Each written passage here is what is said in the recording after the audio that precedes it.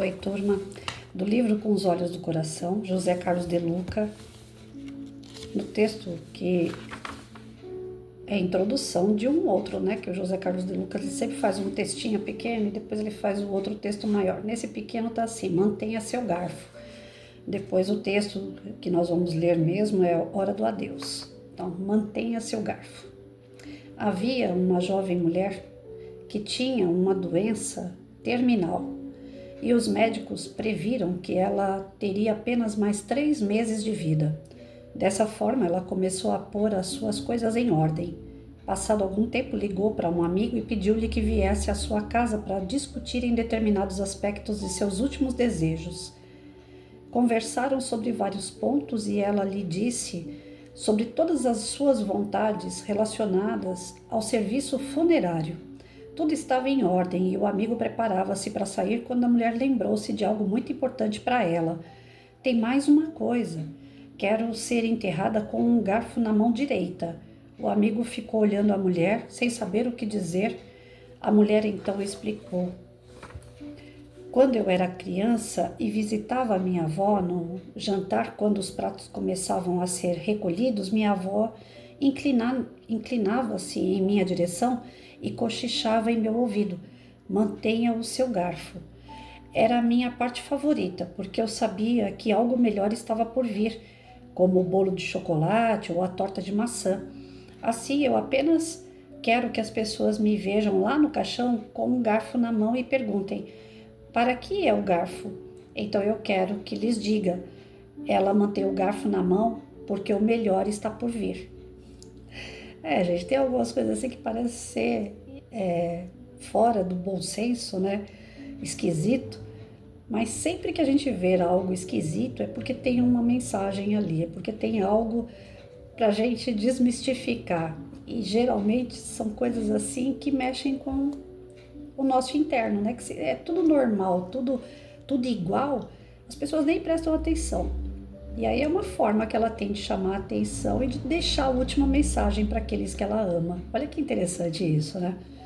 Acho que eu vou aderir o garfo aí também quando eu for embora. Porque Deus tem sempre algo melhor pra gente depois. Então vamos lá, hora do adeus. Nossa existência é transitória, como as nuvens do outono.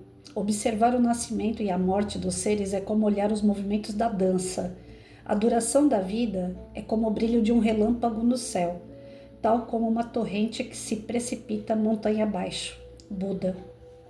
Escrevi este capítulo quando passava férias com a família na aprazível Poços de Caldas, estado de Minas. Fazia sol e as crianças aproveitavam a piscina. Antevendo um momento de tranquilidade no quarto do hotel, decidi escrever. Comecei por revisar algumas ideias já passadas para o papel, ou melhor, para o computador, sem me dar conta do relógio. Só sei que a certa hora, ouvi um barulho de chuva forte batendo na janela do quarto. Assustei-me. Como era possível aquele temporal se havia pouco o sol ainda esquentava a minha cabeça? Refletindo sobre o imprevisto fenômeno, meditei que a vida é rica de situações semelhantes. Há um tempo para tudo. A vida acontece em ciclos que se repetem.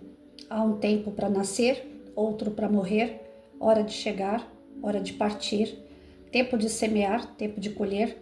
A vida também tem as suas estações. Há momentos em que as flores da primavera deixam nossas manhãs enfeitadas de alegria e esperança, mas há também os períodos de inverno em que as nuvens carregadas de solidão e medo impedem o brilho do sol. Não há como mudar os ciclos da natureza, tolice querer impedir a vida de realizar suas transformações, elas são inevitáveis. Contudo, o que os sábios ensinam é a necessidade que temos de nos adaptar às mudanças. Lembro-me de que, quando criança, não gostava de ir à escola quando chovia. Dona Manuela, porém, sempre sábia, dava-me capa, galocha e guarda-chuva. E lá ia eu, parecendo um astronauta. Sempre que resistimos às transformações, sofremos muito. Quem se adapta às novas condições aproveita mais e sofre menos. Há 2 momentos sempre muito marcantes na vida familiar: a chegada e a partida. O nascimento de um novo integrante do clã é celebrado com festa. Algumas maternidades se especializaram em transformar o parto num evento cinematográfico. O hospital parece hotel 5 estrelas. Coisa diversa ocorre no momento da morte. Um tom fúnebre toma conta de tudo e de todos. A tristeza e o desespero são os sentimentos que mais predominam. Ocorre que, do outro lado da vida, os sentimentos são bem diferentes. Quando reencarnamos, os amigos que ficaram no mundo espiritual, graças a Deus os temos também daquele lado. Sente-se apreensivos com o nosso regresso ao plano físico, embora estejam confiantes na vitória que alcançaremos. Mas sabe-se lá se vamos seguir o que nos propomos antes do regresso ao corpo. Ainda somos tão teimosos. Já quando voltamos pela porta da desencarnação, a tristeza daqui contrasta com a alegria de lá. Quando minha mãe desencarnou, tive um sonho em que a vi cercada de muitos amigos e parentes que a precederam no regresso ao mundo espiritual. Todos estavam felizes ao lado de minha mãe. Quando acordei, ainda sentindo a alegria do ambiente espiritual onde me achava, pude concluir que não havia razão para tristezas, pois Dona Manuela estava muito bem.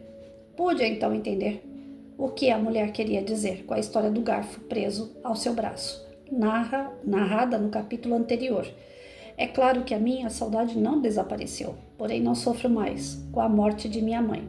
O Espiritismo me ajudou a compreender essas coisas, pois me ensinou que somos espíritos momentaneamente,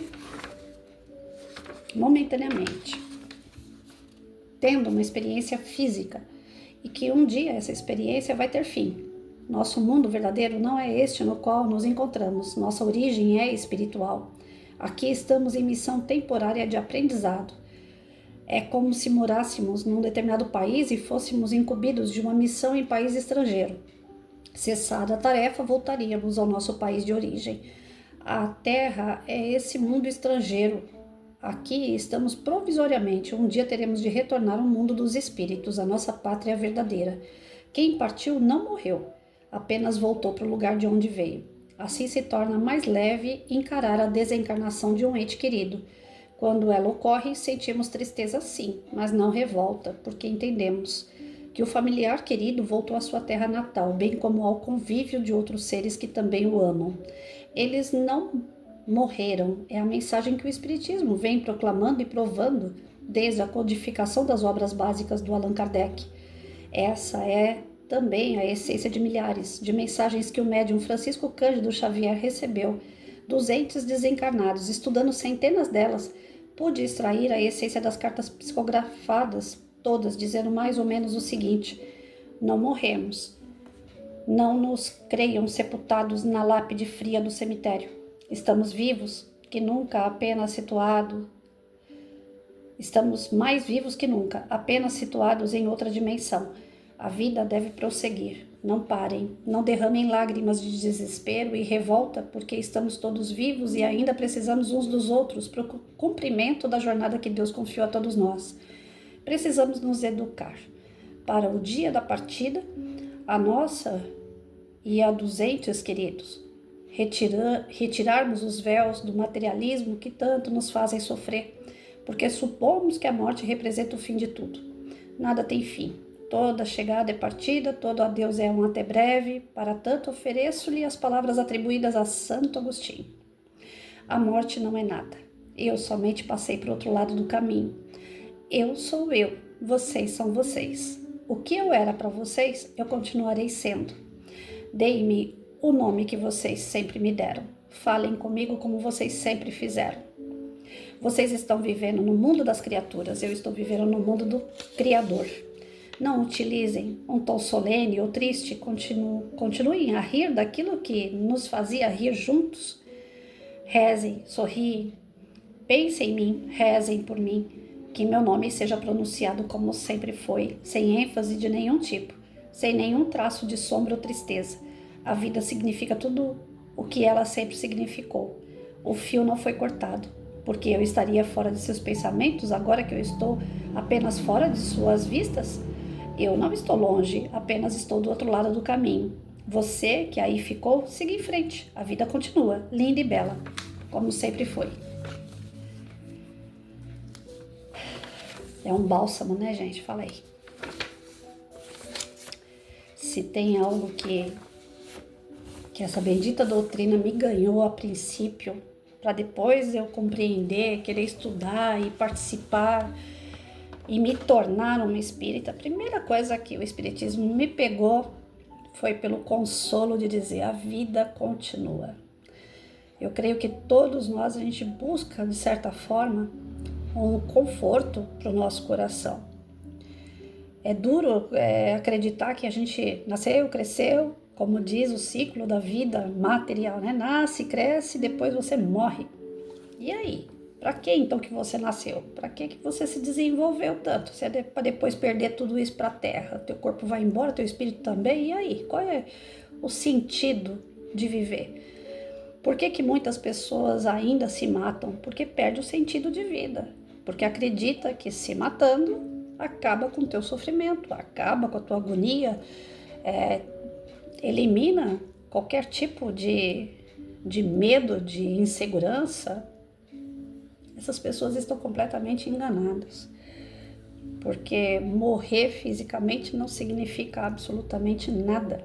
Você morrer fisicamente é só um trabalho maior que você vai dar para a espiritualidade para que ela arrume a bagunça que você fez, de forma que você possa sanar a dívida que contraiu e ter que voltar para pagar isso daí, mesmo que seja em parcelas, porque Deus é tão maravilhoso que Ele faz você pagar em parcelas as suas dívidas, que muitas vezes são dívidas grandes, que você atribui ao teu espírito devido à falta de esclarecimento, falta de conhecimento, falta de fé. E a doutrina, ela dá uma fé tão grande pra gente que ela tira a gente desse enrosco. Pelo menos quem é espírita, quem estuda, quem acredita na vida após a morte, não comete suicídio. Mas nem aquele indireto, né? O suicídio indireto qual é? Você sabe que não pode comer gordura. Você come. Você tá fazendo mal pra você e você sabe. Então é um suicídio indireto. Você não está colocando uma faca no pescoço nem dando um tiro na testa, mas você está se matando aos poucos, então é um suicídio. Fumar, beber. A doutrina não proíbe nada disso. A doutrina não proíbe nada. Essa é a verdade. Mas ela te dá consciência do que é certo e do que é errado. E a partir do momento que você tem a consciência de que beber, ingerir álcool demais, se tornar um viciado em cigarro ou qualquer droga ilícita, ou ser promíscuo, desregrado, tudo isso vai te gerar problemas no espírito, que é eterno. Então você, né? Peraí, vou fazer menos, vou fazer nada, vou evitar, porque é o mais correto. Não porque é proibido, mas porque é o mais correto. Ninguém vai te impedir de fazer nada. E o próprio Santo Agostinho falava: tudo eu posso. Nem tudo me convém. Então, gerando essa consciência, nós temos uma vida mais equilibrada, mais feliz. Eu sempre sou muito questionada a respeito das atitudes que eu venho tomando agora, de 2 a 3 anos para cá. As pessoas sempre questionam, sempre colocam empecilhos, preocupações, aonde eu procuro não ver. Vejam bem, é arriscado você pegar um Uber pelo aplicativo e ir para um lugar meião de mato, onde não tem civilização, não tem pessoas, não tem nada, só tem mato, represa, natureza. É errado você pegar um Uber e ir fazer um passeio desse? Grande parte das pessoas fala: Patrícia, é um risco, né? O que você está fazendo aí, você pode acarretar um problema para você. Vai que um cara desse te leva para o mato, te estupra, te rouba, te sequestra. Tá. Ontem eu estava conversando com um amigo falando sobre isso. E não é o primeiro, nem vai ser a última pessoa que vai julgar esse comportamento que eu tenho como errado. As pessoas acreditam que pela minha segurança isso é um comportamento errado. Eu não falo para ninguém fazer o mesmo, porque eu sou responsável por aquilo que eu estou fazendo. Eu não posso dizer para as pessoas: vai lá e faz o mesmo, que não tem risco nenhum. Tem risco sim. Mas se eu parar para pensar no risco, eu tenho que ver que risco tem para tudo. Eu tenho aqui um aparelho na parte de cima da minha estante aqui, onde eu ligo o filme, né? Eu ainda sou da era do DVD. É um risco eu colocar a mão aqui pro alto para ligar ele pode cair na minha cabeça. Nós estamos com riscos para tudo, para tudo.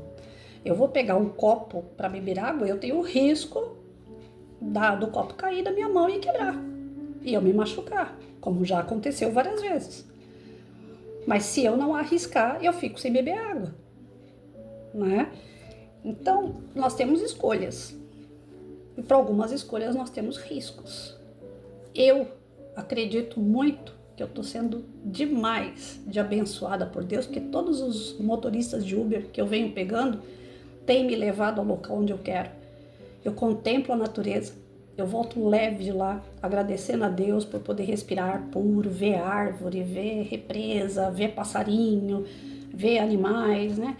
Volto de lá cheia de fotos, que eu tiro foto de tudo, escutando minha musiquinha. Então é um tratamento assim de 2, 3 horinhas que eu faço uma vez por semana e faz parte do meu tratamento físico. Como o próprio texto falou, tem pessoas que pegam suas adversidades e transformam elas em alegrias. Qual é a minha adversidade atual? Eu não consigo pegar um ônibus. Eu não consigo estar num local onde tem pessoas. Porque se eu ficar num local onde tem movimento de pessoas, de repente pode acontecer de uma pessoa esbarrar em mim sem querer e eu caio fácil, porque eu não tenho equilíbrio nas pernas. Eu não consigo ficar subindo, descendo escada, rampa, buraco de calçada e irregularidades no chão. Eu não consigo andar. Eu tenho dificuldade e é perigoso eu cair. Então, eu poderia ficar dentro de casa revoltadíssima, porque eu sempre fui em lugares assim e agora não posso. Eu poderia ficar em casa triste, depressiva, porque eu não posso mais sair. Então eu adaptei minha condição para quê? Pego um Uber, sentadinha, vou ver aquilo que eu gosto, sentir o que eu amo, tirar fotos, me divertir no meio da natureza, da forma que eu fique bem. E toda semana eu faço isso e toda semana eu volto extremamente energizada, bem. Aí eu vou deixar de fazer isso porque eu tenho medo? É a adaptação que eu encontrei para ser feliz. E eu não troco isso por nada. Ah, mas se você encontrar uma pessoa que te leve nos lugares, tal, para você não seria melhor? Não, porque eu não vou estar me sentindo bem vendo que a pessoa que está do meu lado está limitada porque eu sou limitada. A pessoa quer entrar numa água do mar, eu não entro. A pessoa quer participar de um almoço num lugar extremamente movimentado, ela vai me segurar, ela vai me dar o braço, tal, ela não vai deixar eu cair, mas ela vai ficar limitada porque ela está me segurando, porque ela está me dando o braço dela. Então, eu encontrei uma forma de ser feliz sem ter que depender de ninguém. Eu sou feliz, eu me adaptei à situação adversa. Tem pessoas que não se adaptam, tem pessoas que, inclusive na hora da morte, entram em depressão porque um ente querido foi embora. Não adapta a vida dele. E eu só fiz a minha vida se tornar uma vida um pouco melhor depois que minha mãe partiu, meu pai partiu, eu já não tinha mais o meu marido e depois o meu filho foi mudar de casa. Meu filho não partiu desse plano, mas está em outro lugar e eu não sei nem por onde ele anda. Ele não quer mais conversa comigo. Então eu fiquei extremamente sozinha. E aí? Aí eu vou pegar uma situação adversa como essa e vou me trancar dentro de casa, vou ficar chorando a vida inteira? E o meu pai, que era meu melhor amigo, meu pai que me dava colo, agora ele não tá aqui. Eu vou ficar aqui lamentando a perda do meu pai e eu vou ser egoísta a esse ponto, porque meu pai tá livre do corpo dele. Ele sofria com o corpo limitado também que ele tinha um transplante, 2 vezes ele fez transplante de válvula no coração, ele tinha falta de ar. E eu vou ficar aqui no meu egoísmo, falando, não, eu queria meu pai aqui, meu pai não podia ter ido embora, né? Lamentando, eu posso sentir saudade dele e devo, isso para ele é uma alegria, ele falar, poxa, minha filha tá lá, mas tá lembrando de mim. Para o espírito é a maior alegria do mundo, saber que ele não passou uma existência em vão, que pessoas lembram dele com carinho, com amor, com saudade, mas não com apego. Então essas adversidades que nós atravessamos, seja ela material, físico, emocional, psicológico, seja a adversidade que for, a gente deve transformar ela num bem, em algo bom para você, crescer com isso e acreditar que sempre depois de tudo aquilo vem algo melhor, que é a história do garfo. Né? A mulher quer ser enterrada com um garfo para que todos olhem ela lá no caixão e falem, mas por que essa doida tá com um garfo na mão? A história é a seguinte, a avó dela deixava ela segurando o garfo depois do almoço, porque sempre vinha a sobremesa que era algo melhor. Então ela mantém o garfo como uma lembrança de que tudo que é ruim é porque depois vai vir uma coisa melhor. Então eu levo essa mensagem sempre aos meus amigos. Gente, risco, todo lugar tem. Toda e qualquer coisa é um risco. Se você for ver, então você não sai da cama. E até na cama é um risco. Porque pode vir um bicho na cama, você está sujeito a bater um vento na janela na sua cama, você pegar uma gripe. Você não precisa sair da cama para ficar doente, você não precisa sair da cama para correr risco. Então, risco todos os lugares têm. Eu não posso ficar pensando na insegurança que eu não faço nada. O medo vai me impedir de fazer algo. Então, o medo não me impede. Eu faço. Agora, aquilo que eu acredito que realmente é um risco e que eu não devo fazer porque vou fazer e vai dar zica, eu não faço. O médico falou, não pode subir numa escada, daquelas de pintura, de pedreiro. Nunca mais eu subi. Porque a sola do meu pé não tem mais um músculo, ela é fininha que nem minha mão, assim. Então, o osso vai acertar naquela madeirinha lá e eu não vou conseguir equilibrar o pé. Aí eu vou cair de lá. Mas até onde eu tinha ainda o músculo, mesmo o médico falando, não pode subir. Eu falo, não, mas eu ainda tenho músculo, eu vou subir. Enquanto você acredita, você pode fazer. Porque risco todo lugar, todas as coisas vão ter. Adversidades, coisas ruins, todo momento vai ter. O que importa é você saber passar. E acreditar que depois vai passar e vai vir coisa melhor, porque vem. É essa a lei da natureza. Tudo aquilo que você almeja, você consegue. Mas você tem que lutar, você tem que persistir, você tem que ter fé, você tem que ter discernimento, você tem que ter coerência, você tem que ter amor dentro da sua vontade, dentro desse contexto de é para o bem. Porque se eu fizer só na marra, não, falou que eu não posso, agora é que eu vou fazer mesmo? Aí não, é outra intenção. Então tudo que nós vamos ser julgados então, pela nossa intenção. Então todos nós vamos atravessar esse momento de adversidades e de aparentemente o fim material. Que a gente esteja preparado, porque não é o fim. Tudo se transforma, né? Tudo se transforma. E essa hora que o De Luca fala, a hora do adeus, também vai ser um momento de transformação. É um momento de renovação. Como ele falou aqui, enquanto tem uns que estão aqui tristes, porque o ente querido está partindo, lá do outro lado tem gente fazendo festa porque ele está chegando. E aí, quando a gente tem esse consolo, esse conforto, não tem motivo de ficar triste aqui. De verdade não tem. Algumas pessoas me perguntam, né? Nossa, você em relação à morte assim, você é bem, né, fria. Eu falo, não sou fria. Lá dentro eu também choro, lá dentro eu também tenho, né, algumas dúvidas. Por que não? Porque eu sou ser humano, também tenho. Mas ainda assim que eu tenha os meus defeitos, as minhas falhas, eu tenho a minha fé. Que é pouca, mas me ajuda bastante. De que aquilo ali é um até breve. E geralmente Deus é tão maravilhoso que assim como o De Luca teve o sonho com a mãezinha dele, eu também tive com os meus pais, tenho contato com eles através do desdobramento, né, nos sonhos, com o marido, até mesmo com o meu primeiro filho, que só foram 3 meses no meu ventre, mas vira e mexe aparece uma notícia dele. E isso é maravilhoso, você saber que está ali, está vivo. A gente não tem mais o contato de toque, mas é provisório. Um dia, em outro momento, em outro ciclo, a gente vai retomar esse relacionamento mais próximo. Mas a verdade é essa, que essa hora do adeus, ela não precisa ser tão triste. E tem gente que exagera na dose, né? Quer fazer festa. Eu creio que tem que ter o bom senso. Se o velório é feito num local mais reservado, cabe a cada qual fazer do seu jeito mesmo. Quer fazer festa, quer cantar, cada um. E não é coisa de louco, é o que a pessoa acredita. Mas a gente não tá aqui para falar assim, olha, já que é um até breve, então vamos fazer uma festa. Tá? Às vezes o velório tem 3, 4 pessoas, né, dentro do cemitério fazendo velório. Um tá lá chorando, o outro lá tá revoltado, e aí você vai e faz festa, você tá faltando com respeito com os demais. Então, o espírita ele tem que ter um bom senso, né? Teve um amigo meu que na hora de fazer o velório, ele pediu para o filho para cantar uma última música. O espírito dele estava ali do lado do corpo. E ele sempre foi muito debochado, né? Então ele dava risada. Todo mundo cantando, todo mundo meio constrangido de cantar a última música, né? Uma música do Tim Maia lá. A gente cantando a música e uma médium que é vidente falou assim, nossa, ele é debochado demais. O corpo tá ali, o filho tá fazendo a vontade dele, nós estamos aqui cantando e ele tá dando risada. Porque eu acho que foi a primeira vez, né, que todo mundo participou de um velório assim animado, vamos dizer.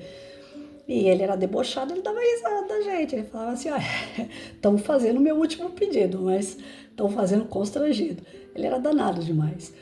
Então, existem esses casos assim, que o espírito, até lá no último momento, ele joga, né, as cartadas dele, as brincadeiras dele. Isso marcou, foi o velório assim que eu fui marcou pra mim.